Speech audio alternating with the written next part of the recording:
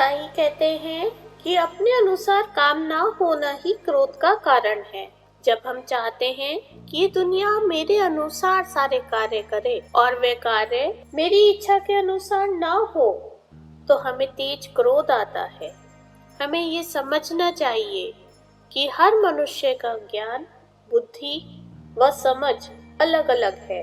हमारा किसी चीज को देखने का नजरिया किसी अन्य व्यक्ति के नजरिए से भिन्न है। तो दो मनुष्य एक कार्य एक जैसा कैसे करेंगे? जिसमें जैसी बुद्धि है वह वैसा ही काम करेगा। लेकिन जब हम अपनी बुद्धि, अपना विवेक दूसरों पर थोपते हैं और सामने वाला मनुष्य अपनी समझ के कारण वैसा व्यवहार नहीं करता जैसा कि हम चाहते हैं, तो हमें तेज क्रोध आता है। एक बात हमेशा ध्यान रखें कि आपका काम है सिर्फ सलाह देना, मानना ना मानना उसकी मर्जी। अगर हम ऐसा विचार रखेंगे तो हमें कभी भी क्रोध नहीं आएगा। ज्ञानी और बलवान दोनों शांत रहते हैं, उन्हें कभी गुस्सा नहीं आता। क्रोध करने का मतलब है आप अंदर से कमजोर हैं। बलवान मनुष्य हमेशा क्षमावान होता है। हमारे सारे कर्म प्रभु की कृपा पर अधीन है। हम स्वयं खुद कुछ नहीं करते, प्रभु करवाते हैं।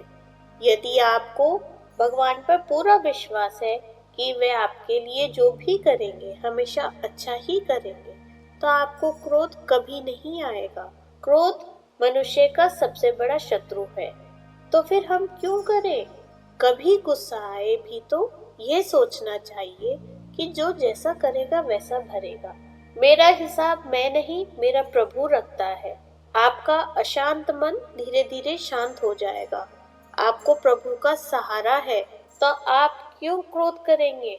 अपने जीवन की डोर प्रभु को सौंप दीजिए, गुस्सा स्वतः ही चला जाएगा। जिंदगी में यदि कभी भी गुस्सा आए तो शांत रहे, क्योंकि क्रोध कमजोर व्यक्ति की निशानी है, बलवान की नहीं। क्रोध में मनुष्य अपना मानसिक संतुलन खो बैठता है, सही व गलत भूल जाता है।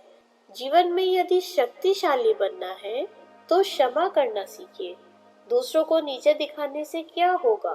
कटु शब्द बोलने से कुछ समय के लिए शांति मिलेगी, लेकिन इंसान बाद में उससे, मनुष्य से आंखें नहीं मिला पाएगा।